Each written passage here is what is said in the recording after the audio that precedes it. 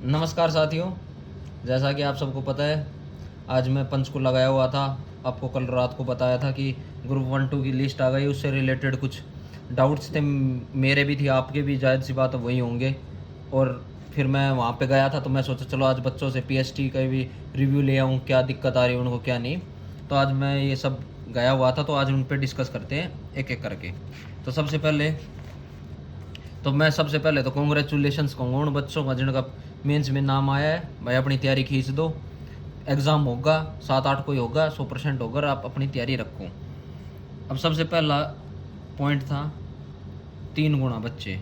3 गुणा बच्चों का जो पॉइंट था, उन्होंने स्पेसिफाई कर दिया था जब वो नोटिस निकाला था कि उसके ऊपर कि अभी ये 3 गुणा की लिस्ट है, 4 गुणा की नहीं है। 4 गुणा की हम कुछ समय बाद जारी करेंगे।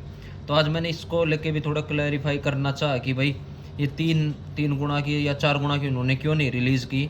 तो मैंने उनसे जब पूछा तो उन्होंने साफ साफ कह दिया कि भाई ये हमारे हायर अथॉरिटीज़ का फैसला होता है, हमें भी ऊपर से वही हमारे फैसले होते हैं जो हम आप सबको डिस्क्लोज़ नहीं करते, पब्लिक डोमेन में नहीं ला सकते। हाँ, लेकिन उन्होंने ये बात ज़रूर कही है कि ये आप श्योर मानो कि एक लिस्ट और आएगी, बच्चों की ज़रूर आएगी। या तो आज तो शायद ना भी आ पाए, क्योंकि जो इन्होंने ग्रीवांस पोर्टल दे रखा है उसका 12 बजे तक का तो 12 बजे तक का तो है ही उसका टाइम।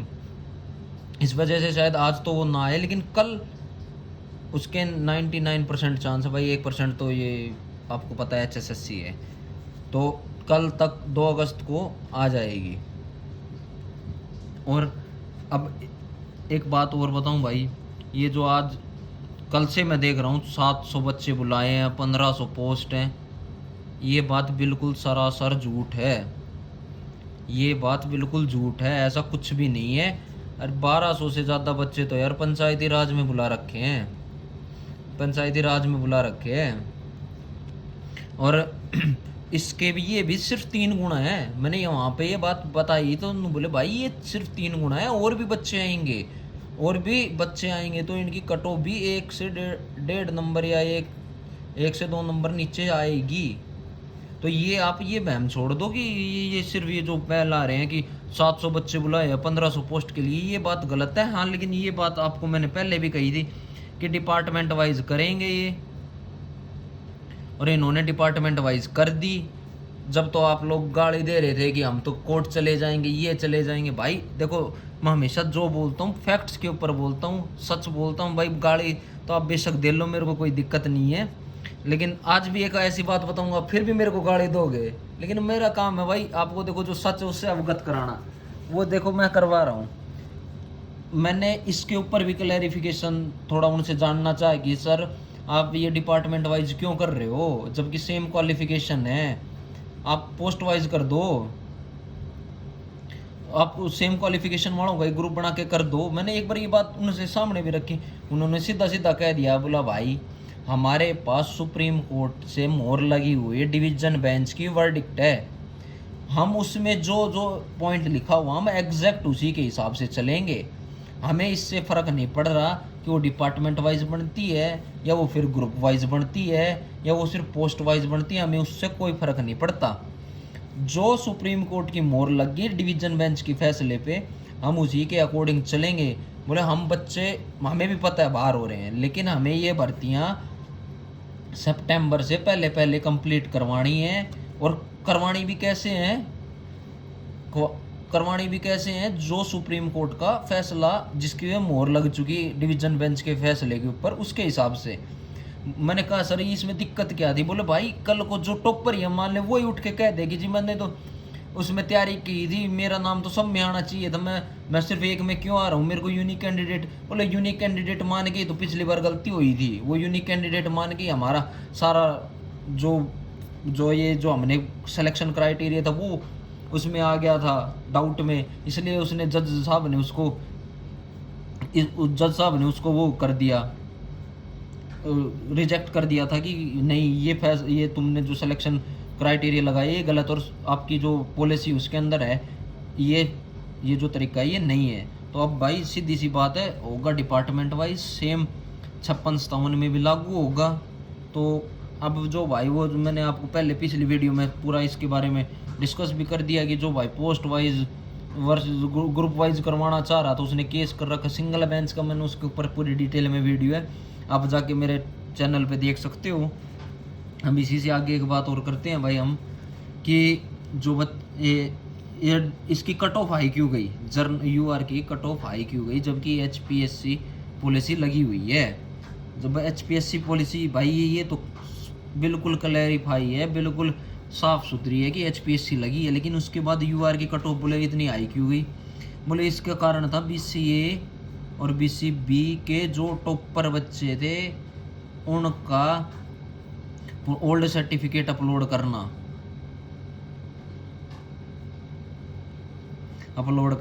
इसके कारण अनरिजर्व की कैटेगरी आई गई। जो इन्होंने ओल्ड सर्टिफिकेट अपलोड किया, जो टॉपर बच्चे थे उनको कंसिडर कर लिया गया यूआर में। तो इससे क्या हुआ, अब देखो आप दोगे आप मुझे गाली, मैं जो कह रहा था ना, अब मैं आपको जो बात बताने जा रहा हूँ उसके ऊपर आप मुझे गाली दोगे कि उससे क्या हुआ, जो ओल्ड सर्टिफिकेट वाले बच्चे थे वो आगे यूआर में। इससे क्या हुआ, इसकी तो कट ऑफ डाउन चली गई और यूआर की अप चली गई। अब बच्चे ना बीसीए और बीसीबी में केस कर रखा है, तो क्या है, मैं मानता हूँ उनके साथ गलत हुआ, उनको यूआर में नहीं गिरना चाहिए था, बिल्कुल नाजायज उनके साथ हुआ। अगर अब वो ये केस जीतेंगे बच्चे, मान लो ये कल को केस जीत गए, तो ये जो बच्चे जो टॉपर इसमें गए थे ना भाई, ये आएंगे इसके अंदर बीसीए और बीसीबी के अंदर वापस। और जब ये जो बच्चे बीसीबी के अंदर टॉपर हैं ये इसके अंदर वापस आएंगे ना, तो इसकी कट ऑफ अप जाएगी। आज मेरे से लिखवा लो 100% अप जाएगी। और मैंने ये बात एचएसएससी में ही बहुत एक अच्छी पोस्ट पे जो बंदा है उससे बिल्कुल बात करके बता रहा हूँ मैं, ये अपने मन से कोई मनगढ़ंत बात नहीं कर रहा। और इनका 100% इसकी अप जाएगी। और जो बच्चे सेलेक्ट हुए हैं ना, उनमें से भाई वो नीचे भी आ सकते हैं, उनका सिलेक्शन भी गलत हो सकता है। अब आप मुझे गाली, मैं कह रहा था गाली क्यों दोगे, अब आप ये कहोगे ये जी आप तो कैटेगरी वालों को आपस में लड़वा रहे हो। लेकिन भाई जो सच है वो सच है। देखो मैं मानता हूँ इनके साथ गलत हुआ, इन्होंने ओल्ड सर्टिफिकेट, अब ये वही है ना वो जो पोस्ट वाइज ग्रुप वाइज वाला के उसने इनके ओल्ड सर्टिफिकेट, ये जो बड़े घूमते हैं टीचर, इन्होंने बच्चों का ओल्ड सर्टिफिकेट अपलोड करवा दिया। एक तो इनको रिजर्वेशन से वो रख दिया, वरना ये इसमें भी फाइट करते और इसमें भी फाइट करते। अब वो खाली रह गए इसमें अनरिजर्व में।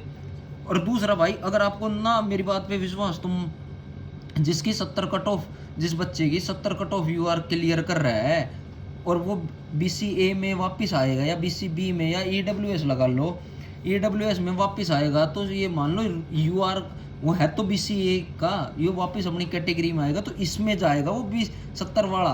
तो जो लास्ट वाला कैंडिडेट मान लो 64 पे भी सेलेक्ट है, तो ये तो बाहर करना पड़ेगा इनको। अगर अब ये केस जीत जाते हैं 100%, तो इसकी कट ऑफ हाई ही जाएगी। अब आप गाली देनी है तो भाई गाली दे लेना, मुझे देखो जो गालियों से कोई फर्क तो पड़ता नहीं है, लेकिन जो बात सच है वो मैंने आपको दी बता।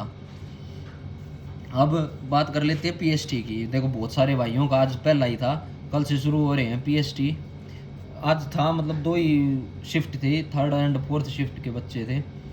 तो आज तो थोड़ा सा बच्चों ने, आपने और भी यूट्यूबर्स पे देखा होगा, यूट्यूब पे उन्होंने बच्चों ने बताया कि आज हमें वो बैठाए रखा, हमें 3 घंटे का वेटिंग करवाया। तो भाई आज मैं इसके रिगार्डिंग भी गया था, वहाँ पे बैठे थे अधिकारी, मैं तो खाली था, मैं सोचा इन्हीं से भी बात कर लूँ। तो मैंने अधिकारियों से बात की, मैं कहा सर 3-3 घंटे बच्चे बैठे रहते हैं तो आपको पता है दम टूट लेता है।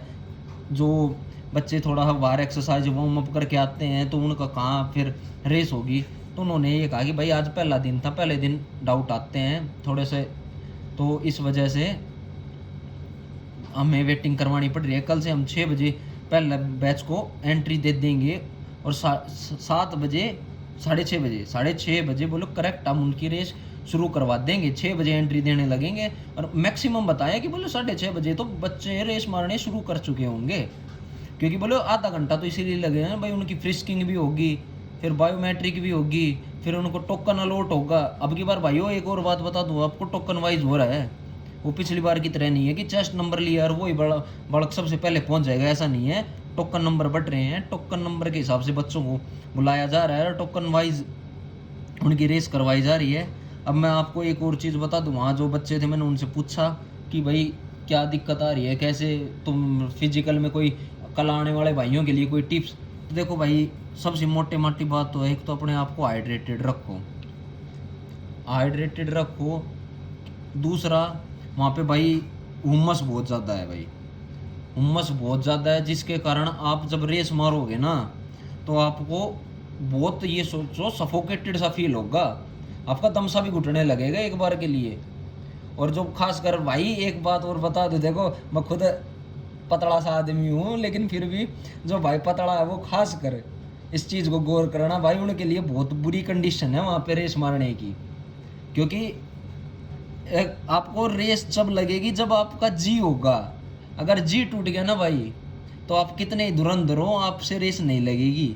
और एक टाइम आएगा जब 900 मीटर का वो जो चक्कर है ना, उस पे बच्चों का जी टूट रहा है भाई। मैं कोई हवा की बात नहीं कर रहा, मैं वहीं भाई बैठे थे उनसे बात करके आ रहा हूँ, रेस मार के आए उनसे।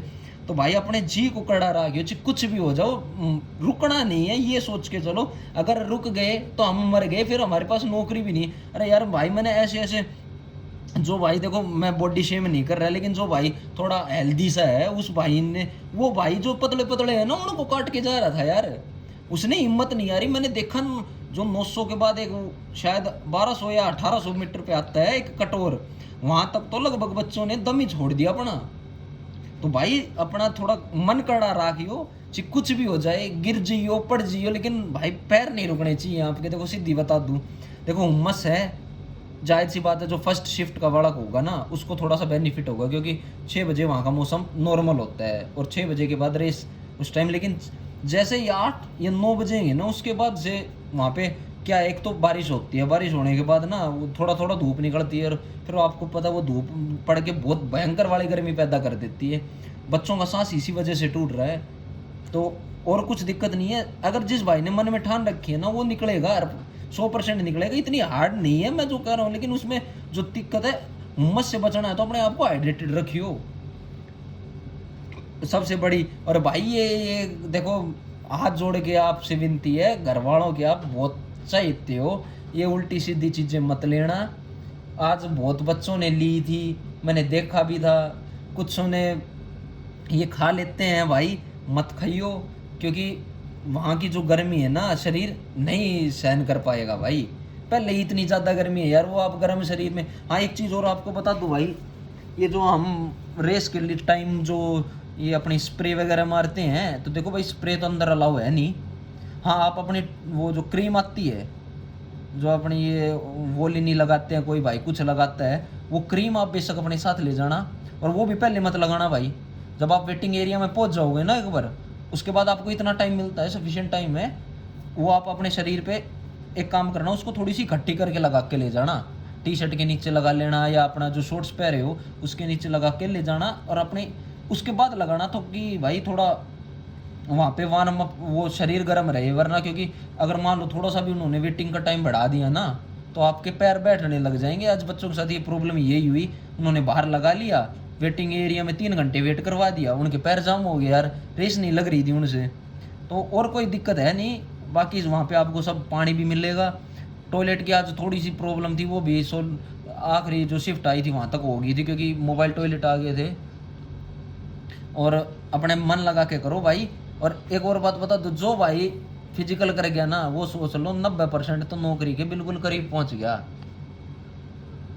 चलो भाई आज सब यही था। और कोई भाई मैं डाउट भूल गया हूँ आप लोगों का, ये भाई मेरा नहीं ध्यान आ रहा ये JEE 1-2 से रिलेटेड, तो आप भाई बेशक से मेरे को कमेंट कर देना। अपना टेलीग्राम ग्रुप है उसको ज्वाइन कर लेना, उस पर डाल देना, मैं ज़रूर जवाब दूंगा। क्योंकि भाई मैं भी थका हुआ आया हूँ यार, अब थोड़ी देर पहले घर बढ़ा हूँ, तो मेरे दिमाग से निकल गए होंगे। तो आपको जो भी डाउट हो, आपको जवाब ज़रूर दे दिया जाएगा। तो धन्यवाद भाई।